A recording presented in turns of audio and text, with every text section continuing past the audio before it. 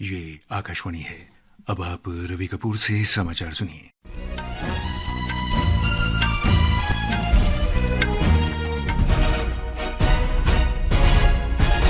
प्रधानमंत्री नरेंद्र मोदी ने जोर देकर कहा है कि उनकी सरकार का लक्ष्य वोट बैंक की राजनीति से परे हटकर भारत को विकसित राष्ट्र बनाना है। एक निजी मीडिया संगठन द्वारा आयोजित लीडरशिप समिट कार्यक्रम को संबोधित करते हुए श्री मोदी ने कहा कि उनकी सरकार लोगों के लिए लोगों द्वारा प्रगति के मंत्र के साथ काम कर रही है। प्रधानमंत्री ने कहा कि सरकार विकास का ऐसा मॉडल अपना रही है जहां निवेश से प्रगति और रोजगार को गति मिलती है। श्री मोदी ने कल कहा कि 2014 में देश का केंद्रीय बजट लगभग 16 लाख करोड़ रुपए था और आज ये 48 लाख करोड़ रुपए है।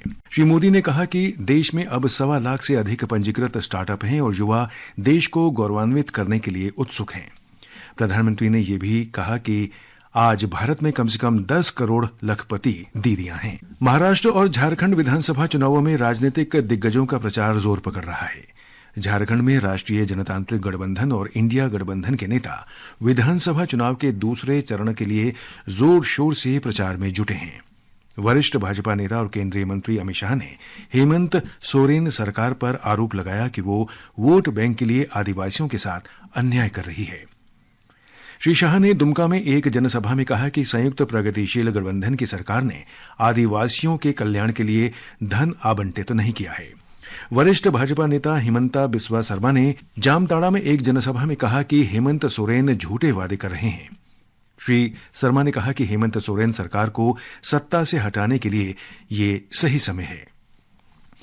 दूसरी ओर झारखंड मुक्ति मोर्चा के वरिष्ठ नेता और मुख्यमंत्री हेमंत सोरेन ने भारतीय जनता पार्टी पर उनकी सरकार को धमकाने का आरोप लगाया है। श्री सोरेन ने दुमका में एक जनसभा में कहा कि केंद्र ने राज्य में चुनावों के दौरान प्रवर्तन निदेशालय और केंद्रीय अन्वेषण ब्यूरो को सक्रिय कर दिया है। दूसरे और अंतिम चरण का मतदान 20 नवंबर को होगा। मतगणना 23 नवंबर को होगी। पंजाब में पूर्व उप मुख्यमंत्री सुखबीर सिंह बादल ने शिरोमणि अकाली दल के अध्यक्ष पद से इस्तीफा दे दिया है।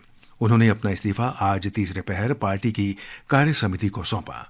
पार्टी प्रवक्ता डॉक्टर दलजीत सिंह चीमा ने सोशल मीडिया प्लेटफॉर्म पर इसकी घोषणा की।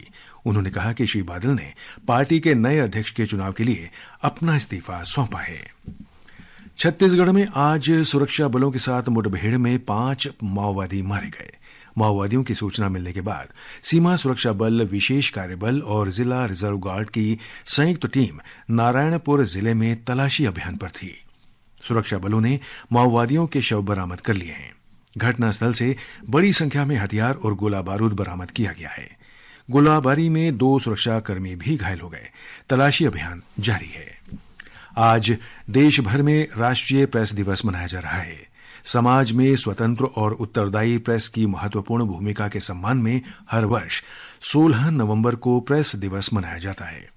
1966 में आज ही के दिन भारतीय प्रेस परिषद ने काम करना शुरू किया था। इस अवसर पर विभिन्न कार्यक्रमों के साथ पत्रकारिता के क्षेत्र में उत्कृष्टता पुरस्कार प्रदान किए जाते हैं और एक स्मारिका जारी की जाती है।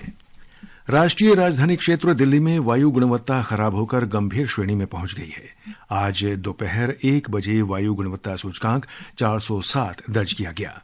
केंद्रीय प्रदूषण नियंत्रण बोर्ड के अनुसार दिल्ली के शादीपुर स्टेशन में AQI 462, बवाना में 438, आनंद विहार में 436, अलीपुर में 438, अशोक विहार में 439 और रोहिणी में 426 दर्ज किया गया। बिहार में एशियाई चैंपियंस ट्रॉफी महिला हॉकी में इस समय कोरिया का सामना थाईलैंड से हो रहा है।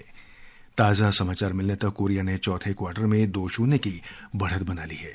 अब से कुछ देर बाद भारत का सामना चीन से होगा। मैच शाम 4:45 पर शुरू होगा। पिछले मुकाबले में भारत ने थाईलैंड को 13-0 से हराया था, जबकि चीन ने जापान को 2-1 से पराजित किया था। इस टूर्नामेंट में दोनों ही टीमें अब तक अपराजय हैं। इससे पहले आज जापान ने एक रोमांचक मैच में मलेशिया को 2-1 से हराया। इसके साथ ही ये समाचार बुलेटिन समाप्त हुआ।